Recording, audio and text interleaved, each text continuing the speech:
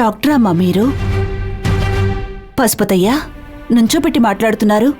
ఆవిడ కూర్చోడానికి కుర్చీ వేయండి. మీ మర్యాదలేం నాకు అక్కర్లేదు. మీరు వాళ్ళని పంపించండి, అది చాలు. మీరు వైద్య శిబిరం ఏర్పాటు చేసిన విషయం తెలియకొచ్చుంటారు.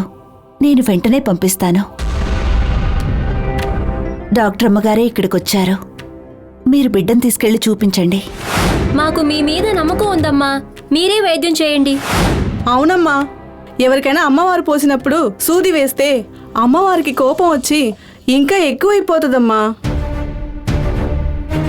వర్షం పడపోతే అమ్మవారి శాపం పెట్టిందని, ఇలా అమ్మ వస్తే అమ్మవారికి కోపం వచ్చిందని, ఇలా జీవితానికి దేవుడికి ముడిపెట్టి బతుకుతున్న మీరు ఎప్పుడు ఎప్పుడు ఇందులో నుంచి బయటకు వస్తారు?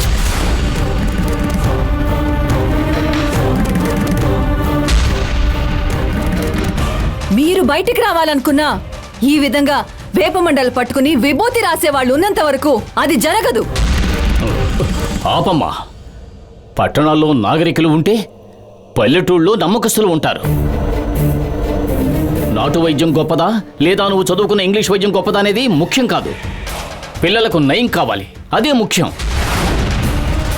పార్వతమ్మ పిల్లలకు వైద్యం చేసి ఎలా నయం చేస్తారో నువ్వే దగ్గర కూర్చుని చూడు. డాక్టర్ చదువుకున్న నేను ఎందుకు ఈ చదువుకొని పల్లెటూరు ఆవిడ చేసే వైద్యాన్ని చూడాలి? ఇప్పుడు ఇంతకీ నువ్వు ఏం చేయాలంటావు?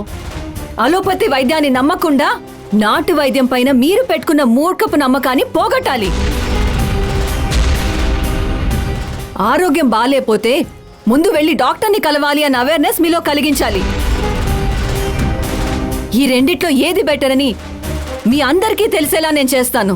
అమ్మవారు పోసిన 2 పిల్లల్లో ఒక పిల్లాడిని నాకు అప్పచెప్పండి, ఇంకో పిల్లాడికి ఆవిడనే వైద్యం చేయనివ్వండి.